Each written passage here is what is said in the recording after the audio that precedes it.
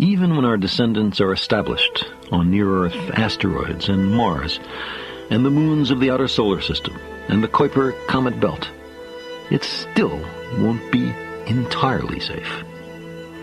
In the long run, the sun may generate stupendous X-ray and ultraviolet outbursts. The solar system will enter one of the vast interstellar clouds lurking nearby, and the planets will darken and cool. A shower of deadly comets will come roaring out of the Oort cloud, threatening civilizations on many adjacent worlds.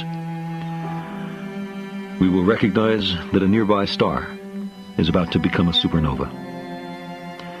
And in the really long run, the sun, on its way to becoming a red giant star, will get bigger and brighter.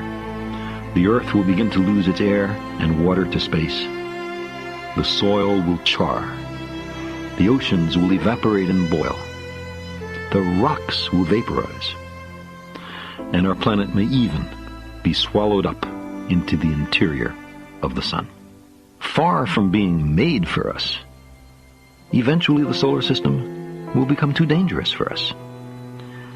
In the long run, putting all our eggs in a single stellar basket, no matter how reliable the solar system has been lately, may be too risky. In the long run, as Tsiolkovsky and Goddard long ago recognized, we need to leave the solar system. Such a future would, I think, naturally evolve by slow increments, even without any grand goal of interstellar travel. Here's how it might work. For safety, some communities may wish to sever their ties with the rest of humanity, uninfluenced by other societies, other ethical codes, other technological imperatives. In a time when comets and asteroids are being routinely repositioned, we will be able to populate a small world and then cut it loose. In successive generations, as this world sped outward, the Earth would fade from bright star to pale dot to invisibility. The sun would appear dimmer until it was no more than a vaguely yellow point of light lost among thousands of others. The travelers would approach interstellar night. Some such communities may be content with occasional radio and laser traffic with the old home worlds. Others, confident of the superiority of their own survival chances and wary of contamination, may try to disappear.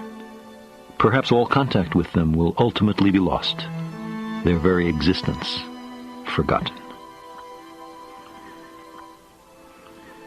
Even the resources of a sizable asteroid or comet are finite, and eventually more resources must be sought elsewhere, especially water needed for drink, for a breathable oxygen atmosphere, and for hydrogen to power fusion reactors.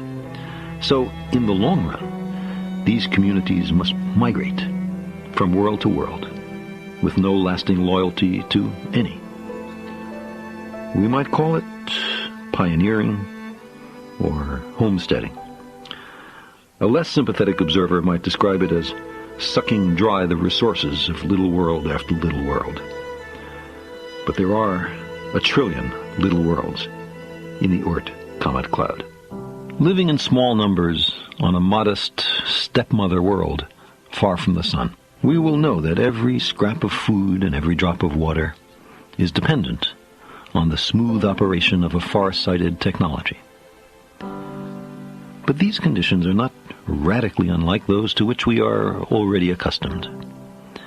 Digging resources out of the ground and stalking passing resources seems oddly familiar, like a forgotten memory of childhood. It is, with a few significant changes, the strategy of our hunter-gatherer ancestors. For 99.9% of the tenure of humans on Earth, we lived such a life. Judging from some of the last surviving hunter-gatherers, just before they were engulfed by the present global civilization, we may have been relatively happy. It's the kind of life that forged us.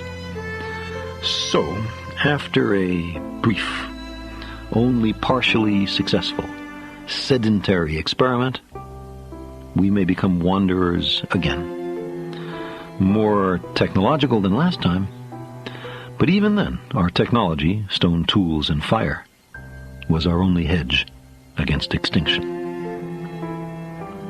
I don't know where my train of argument ends.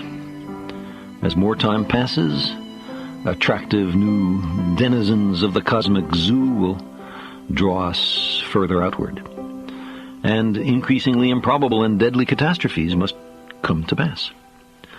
The probabilities are cumulative.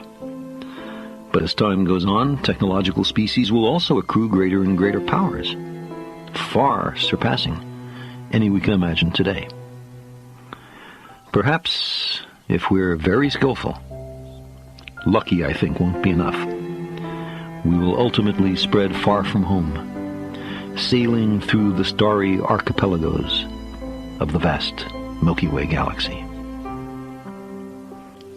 Even a modest extrapolation of our recent advances in transportation suggests that in only a few centuries we will be able to travel close to the speed of light. Perhaps this is hopelessly optimistic. Perhaps it will really take millennia or more. But unless we destroy ourselves first, we will be inventing new technologies as strange to us as Voyager might be to our hunter-gatherer ancestors.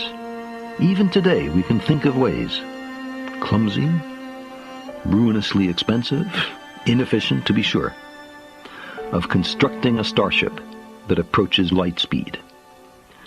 In time, the designs will become more elegant, more affordable, more efficient.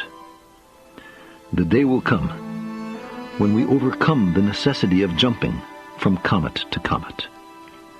We will begin to soar through the light years.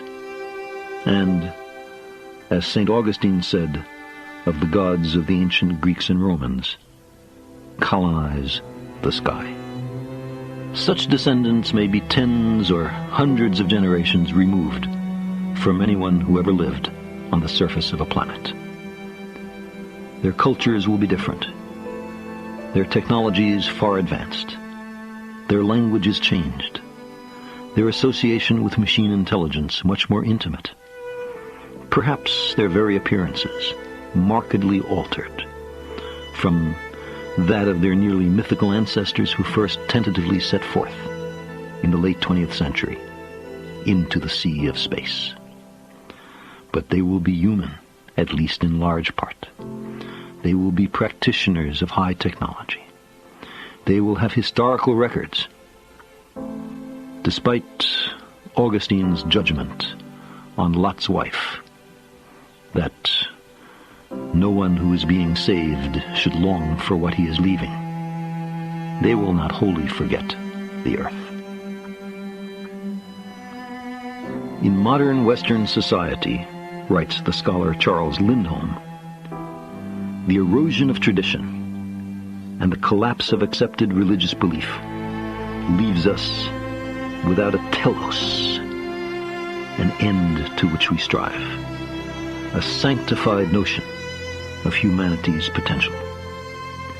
Bereft of a sacred project, we have only a demystified image of a frail and fallible humanity, no longer capable of becoming godlike. Close quote. I believe it's healthy, indeed essential, to keep our frailty and fallibility firmly in mind, and I worry about people who aspire to be godlike. But as for a long-term goal and a sacred project, there is one before us. On it, the very survival of our species depends. If we've been locked and bolted into a prison of the self, here is an escape hatch. Something worthy. Something vastly larger than ourselves. A crucial act on behalf of humanity. Peopling other worlds unifies nations and ethnic groups, binds the generations, and requires us to be both smart and wise. It liberates our nature and, in part, returns us to our beginnings.